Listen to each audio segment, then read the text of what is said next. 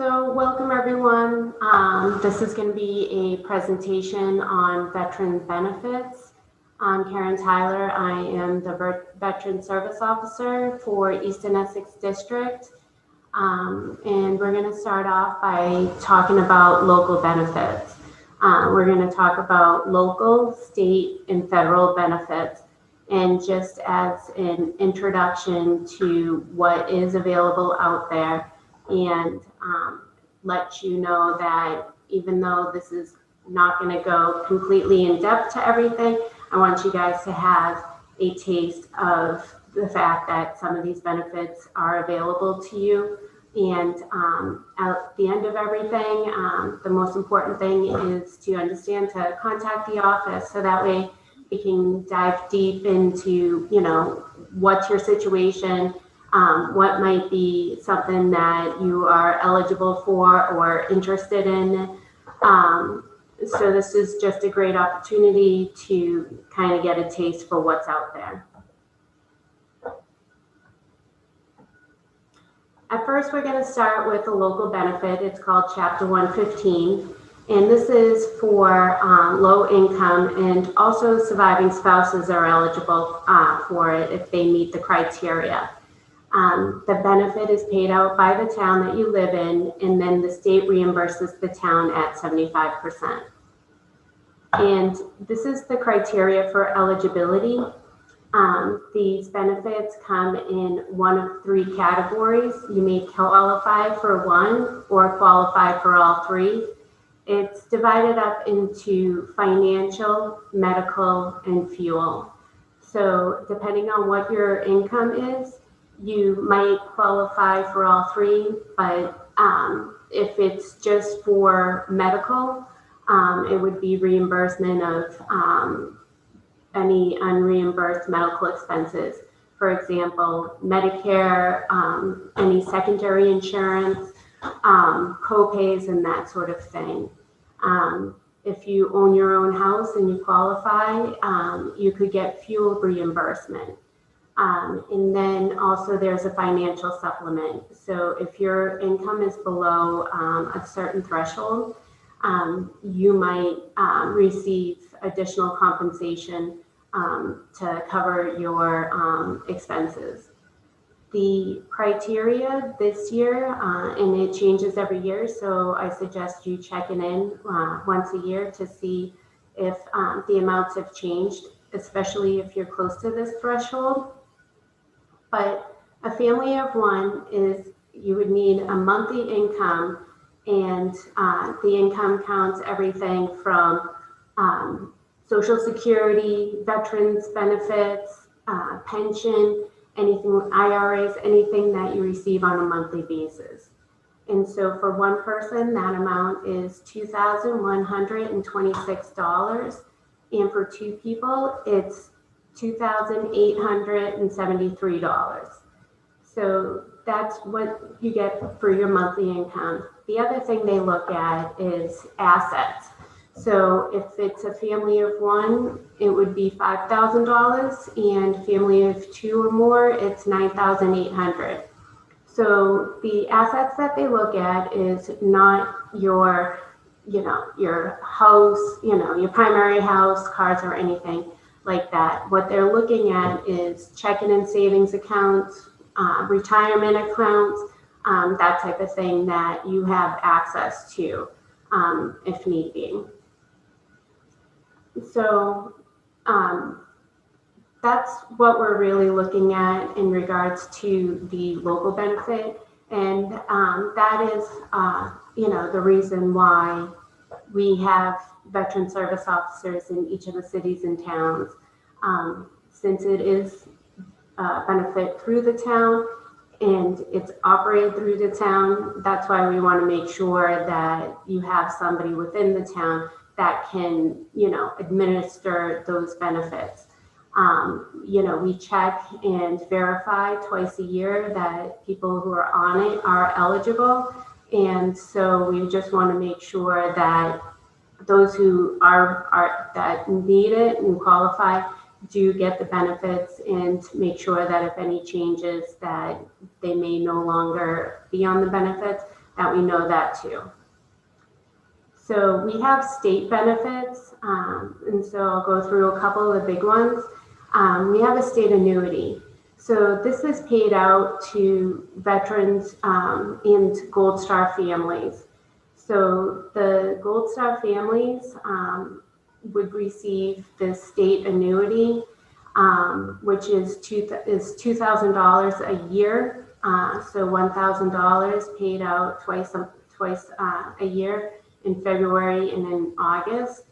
This is also for veterans who are 100% service-connected disabled.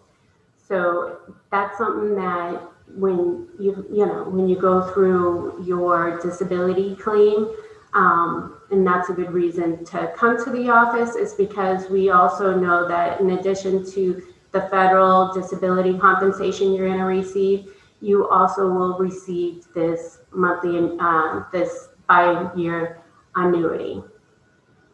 The other thing that the state offers to veterans, service-connected disabled veterans, is a tax exemption. So if you have a service connection between 10 and 90%, you would receive a $400 exemption on your taxes. If you are 100% service-connected disabled, you get $1,000. And there's also an exemption for Gold Star families. So again, when you work with the office and you find out that you received your and were approved for your service-connected disability at the federal level, we also know that the are also state benefits, and that would go through your assessor's office. Continuing with the state benefits, one of the benefits that veterans receive in Massachusetts is an education benefit. So veterans are able, and National Guard are able to attend state colleges and universities, community colleges, tuition free. So that they would not have to pay tuition, but they are responsible for paying fees. So they do divide the two of those. So you receive the tuition free, but you are responsible for paying all the college or university college fees. Massachusetts has a welcome home bonus. So when you get out of the service, and also depending on what your situation was, whether or not you were in country, out of country, if you deployed multiple times, you would get a different amount of money. So it's in all eras. So you might be someone who served in Vietnam and you never received the welcome home bonus. We can look that up and make sure that if you haven't received it, we can put in the paperwork so that way you do get your welcome home bonus. I've had, World War II vets who never received it, and I was able to look into it and make sure that they got their bonus, which they're eligible for, which they do deserve. The RMV. So we have Massachusetts veteran license plates. So what you would do is you would go to the RMV, you would show them your DD 214, and you could get veteran license plates. You could also get, with your branch of service on it. And so that is something that you are able to do as long as you show proof. The plates are a little more expensive, but that difference in cost does go to the soldiers' homes. So it's more of a donation. So just be aware of that. Also in Massachusetts, on your driver's license, you are able to get an indicator on that says veteran. So just like you have whether or not you're a organ donor, they do have that you are a veteran, which is great because there's a lot of stores and different places where if you do get a veteran discount. Well, by having this on your driver's license, you have an easy access to show that you're a veteran. You don't have to carry anything else. And it's something that, it's very, very easy to do. So that's a benefit. And you would, again, show your DD 214 so that way they know. Cemeteries, we do have 2 state cemeteries in Massachusetts, and one's in Wichita, the other one's in Agawam. We do have one national cemetery, and that's down the Cape. All right, so now we're going to talk about federal benefits. The first being VA healthcare. So we could assist you with enrolling for that, and there's an application, and also depending on your situation, there is some financial component that needs to be filled out. Now with the VA, they have made changes and they're ever evolving, so check in often to see if you're eligible. But now they have it set up with different priority groups. So there's 8 different priority groups. I won't go into the nitty gritty, but just to give you an idea of some of the things that they're looking at is priority group 1 would be, 50% or higher service connection. Somebody who's unable to work, Medal of Honor recipient. So group 2 would be 30 to 40%. Group 3 is 10 to 20% service connection. If you're a POW, Purple Heart, and then there's other, options for that. Group 4 would be if you were receiving aid in attendance or other compensation from the VA, or if you were catastrophically disabled. Group 5 is 0 for service connection. And low income, again, receiving benefits in regards to financially low income. All right, so group 6 is for veterans who were exposed to Agent Orange, iodized radiation, Camp Lejeune, Gulf War, if you were discharged within 5 years in combat vet. Group 7 is adjusted. So in group 7 and 8, you do have to pay copay with whatever medications that you get, any prescriptions. And group 8 is you're above the income limits, and you would have to pay copays. So that's something that, to keep in mind. I would suggest to anyone, no matter what your situation is, to at least apply for it. Get in the system, at least they'll have your name, they'll have your DD 214. It's just get it done now rather than when you're at such a point that you need to be enrolled and you're trying to go through that paperwork. So there's different, so a lot of what I work with, the 2 big ones that I work with in helping people with service-connected disabilities is those who have been exposed to Agent Orange and also hearing. So service connection is something that happened while you were in service that is affecting you now, or if you were in a situation, it's something that might have gotten worse over time. Back as long as there is a connection from when you were in service. So you can apply, you can submit a claim for service-connected disability, 40 years out, 30, from 5 years out, all the way to World War II veterans I help.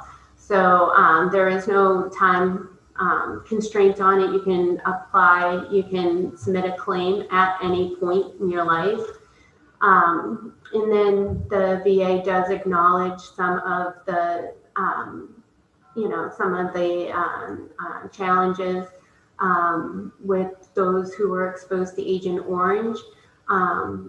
This is for Vietnam veterans who were boots on the ground in Vietnam. they were exposed to a herbicide, Agent Orange, and then since then, even later on in life, they have certain diseases. The federal government has recognized that there are commonality and an increase in probability that people who are exposed to Agent Orange also have this list, of diseases. So they're saying that, we're going to presume that this could have been caused by your exposure to Agent Orange. So we're just gonna, if we can prove that you were boots on the ground, we're gonna say that there is that connection. And so that's an automatic. I'm not gonna read through all of the diseases. Some of them I can't pronounce. But a big one is, a couple of big ones that I see most often is diabetes, ischemic heart disease, Parkinson's, prostate cancer. So those are some big ones that if you do have any of those and you were in Vietnam, that's something that you would come to my office. I would go through your paperwork. I would help you fill out all the documents that would need to be submitted, so that way you're not doing this on your own. It's very difficult to navigate the VA system on your own. There is a lot of paperwork that's required, and I suggest that in order to have it be successful or a better chance of being successful, doing through the office would be your best chance. So I'm more than happy. I want to work with you and helping you give the best chance to get your claim approved. So continuing with federal benefits, there is a benefit for dependents, surviving spouses. One of the benefits is they call it DIC. Which is dependent indemnity compensation. So it's for the surviving spouse, not remarried. So at the time of the veteran's death, the veteran had to have been receiving benefits. So that is, once the veteran passes away, that is something. I apologize for that. I was talking about DIC. Again, contact the office if your veteran has passed away, so that way we can fill out the proper paperwork to the VA to if you're eligible to continue receiving benefits. We want to make sure that the VA is aware of that and we can move forward. VA pension is, so that is for low-income veterans. So there's an amount where if the veteran is receiving with an income of under that amount, which is for low-income veterans, we would apply for a pension if they met that criteria. There is a death pension for surviving spouses, which the income has to be even lower than the veteran, but that is something that, if you qualify for, I would help you with the paperwork to get that moving. All right. And there's a VA benefit out there called aid and attendance. I'm seeing it being applied for more and more. This is for veterans and surviving spouses may be eligible for. So there's 3 things that need to be looked at even prior to applying, and going through all of the paperwork. And the 3 things is they need to have the veteran needs to have wartime service at least 1 day. And then there's also a health component. So because this is aid and attendance, you would need a health need, assistance with daily living activities. So that is required. So there is a form that the physician is going to need to fill out. The other component of this is financial. So ultimately, this is a financial benefit, and it would be, you would receive money, and that is to be used for healthcare. So that is to be used for somebody assisting you. It can be somebody assisting you in the home. It can be if you're in a nursing home. It can be for paying your insurance. So anything health related, the money that you receive from the VA is there to supplement that and help you. Okay, and so we're moving on to headstone and marker. So the VA, every veteran other than dishonorably discharged is entitled to a headstone or a marker medallion. The VA would provide free of charge either a headstone or a medallion. So if you don't have a headstone yet, they could provide the white headstone and also include, your name. If you want to put in dates of service, that type of thing, they could do that. Or if you already have a private headstone and you would like to put a medallion on it, you can get that from the VA, and so you would attach the medallion onto the headstone that you currently have, and so that's your other option. So the VA also has burial benefits. This is one of the most, I think, people get confused on. The burial benefits, it's a financial benefit paid to the next of kin, but there's criteria. So the veteran must have been receiving VA compensation prior to death. So, and the death must be related to their service-connected disability. So if they have, ischemic heart and they die of a heart attack, that's service-connected. But if they're receiving compensation for, hearing loss and they pass away from a heart attack, then that's not service connected. So that's not, does not fall under the category of burial benefits. The exception to that is if the person passed away in a VA hospital. So that's some of the things to know about that. But again, contact the office. We can go over that, and that's, something that the next of kin, when filling out the paperwork at the time of death, the funeral home director will talk about the headstone or medallion. If they will contact the VA and do that piece for you. So they make it very easy for the surviving spouse, next of kin, to do these things and to be aware of them, because that can be a very overwhelming time in their lives. So I know there was a lot of information. I hope that, this was informative. I think, I reiterated through the presentation that, contacting the office is your best bet. As you can see, there is so much out there, and there's also so much that are intertwined. And if you qualify for one thing, you may qualify for other benefits. So getting the whole picture is something that we could do through this office. And we're more than happy to work with anyone, whether it's the veteran or family member. You're not in this alone.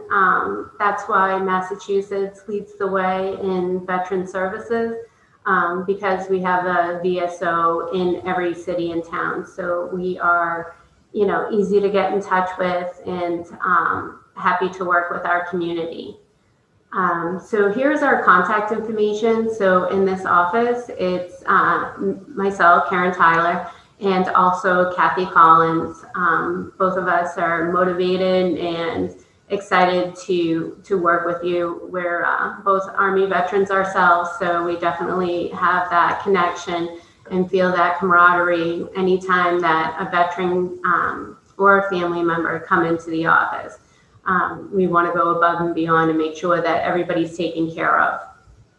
We're located in Ipswich Town Hall, so even though we cover Ipswich, Raleigh, Georgetown, Essex, Newbury, and West Newbury, there is a, and also Wenham, and though we cover those 7 towns, our office is in the Ipswich Town Hall on the bottom floor. But what we do is we, not during COVID, but once COVID, prior and post-COVID, we have office hours in each of the towns. And we also do home visits. So right now, with everything that's going on with the pandemic and the health concerns of COVID, we do want to keep everybody safe, do non-contact. So we try to do as much as we can. We'll do it over the phone. We'll do it by email, fax.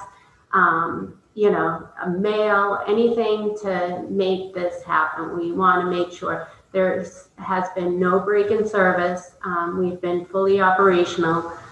We have also had, some appointments where we do wear a mask, we socially distance, and we just make sure that everybody gets what they need. And so they're not waiting, for months or a year to even start the process. We can always start the process when you're ready to take that step. So our phone number, this is a new phone number that we have, which is the 978-356-6699. And we have a lot of this information on our website. So I strongly encourage you to check our website. We do update things. This is where you're gonna get information on a lot of what I talked about, and we update with different events that are going on. And so this is what our website looks like. Our veterans, so this has the Veterans Day virtual summit ceremonies.